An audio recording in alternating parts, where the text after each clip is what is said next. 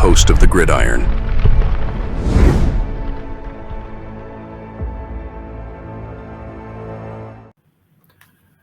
All right, well, let's go to the defensive side of the ball. I got a couple primetime players here for their defensive grades. They did pretty good there. Absolutely, they did pretty good. All right, let's see here. Where is offensive? There we go. All right, let's share the screen here. Okay. So we got a couple guys, two guys in the 80s. Well, of course, Patrick Johnson only played in four snaps. I mean, I'm not sure how Azeez Ojulari got a 62 in the pass rush. He had 6 total pressures. He had 2 sacks. He had 4 hurries, and they graded him at a 62.1. I really, I'm a little lost on that one there.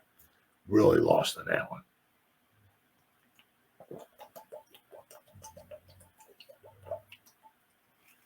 But Burnsy had a great game. I mean, you know, and he's bad. Dude's banged up. Played a great game, and he's really banged up. He 87.8. Patrick Johnson was just 4 snaps, 81.2. Bobby Okereke, 75. This might even be his best game of the season. Let me see. I mean, he is not. Yeah, he hasn't had another game all season in the 70s. I mean, against Seattle, he graded out of 47. Week 1, he get 55. I mean, he's not. I mean, he has. I mean, according to PFF, once again, it's all going by. It's all going by. He has grand total 23 tackles. But I mean, I know last year he graded out a lot better. Now I'm not sure if it's a different system that's what's causing the issues here or what, but he hasn't been like lights out like he has been, like he was last year. Andrew Phillips, there you go, 36 snaps. They bumped him up a little bit. He played 24 snaps or 20. That's what did he do? 23 snaps. It's another great area in the 7. His run defense, 81.6. 7 is tackling 78.6. His coverage rate 69.5. Just a phenomenal. I mean, I'll tell you what, boy. A 3rd round pick. Man, what a pick. What a pick. 36 snaps, 74.5. Nacho, 41 snaps, 73.4. Sexy Dexy, 45 snaps, 71.2.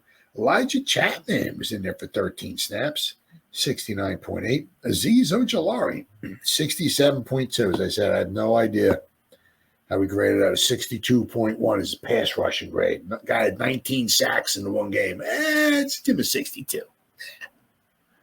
Guy had 6 pressures. Give him a 3. Yeah, it wasn't that good. What's that? He had 13 sacks. So what? What'd he do? Give the guy a 3. I don't know. Some of this stuff is just a Boogie Basham, 64.9. Dane Belton, just in there for 4 snaps, 63.9. Deonte Banks, 52 snaps, 63.9.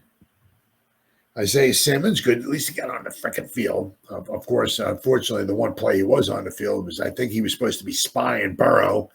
He got caught inside or whatever, and Burrow, he couldn't even catch him. He was gaining on him, but, if Burrow had like another 10 yards, he probably would have caught him, might have caught him, but he was gaining on him, but, Jordan Riley was in there for 4 snaps, 61.9. Tyler Nubin, 53 snaps. He was in there for every snap, 59.2. What is that? 86.9. He's tackling, 86.9. Nice. 7, according to PFF, he had 7 tackles. Nice job. Dory Jackson was in there for 10 snaps, 53. Jason Pinnock was in there for 49 snaps, 51.9.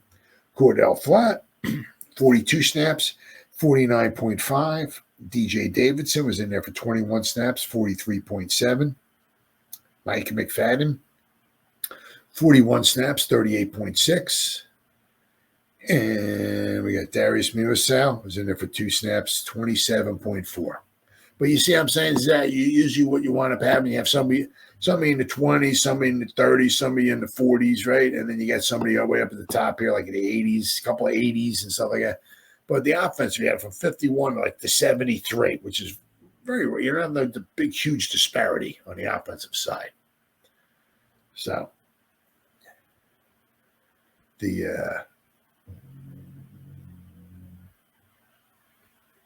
all right. So, I mean, the defense did work. I mean, you can't complain at all about the defense. The defense, did a very good job.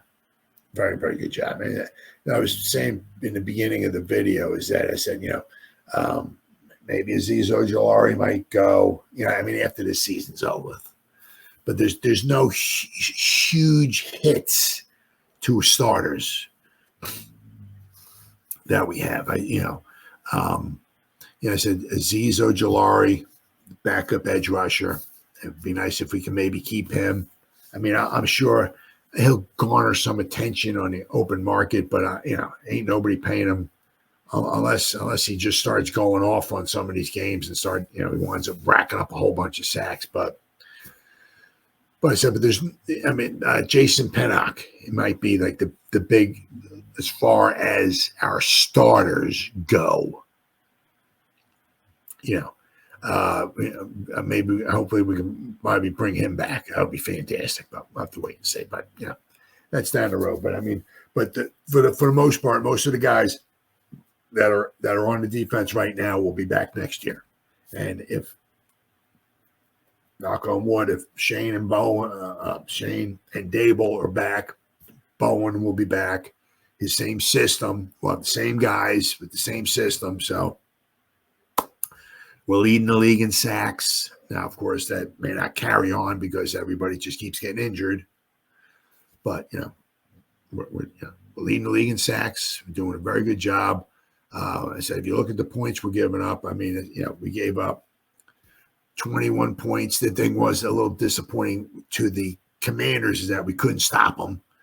Didn't let them get in the end zone, but they did kick 842 field goals against us. So that was a little, we only gave up 21 points to the Vikings, right? Because the one was the pick 6. Thank you, Daniel Jones, right? Gave up 17 points here. Gave up 20 points to the Seahawks, but actually the defense only gave up 13 points. Thank you, Eric Ray. 102-yard fumble recovery run back, so you only gave like 13 points. There was a 15 to the Browns. I have not given up over 21 points in the game. Defense, that's pretty damn good. Yeah, pretty damn good.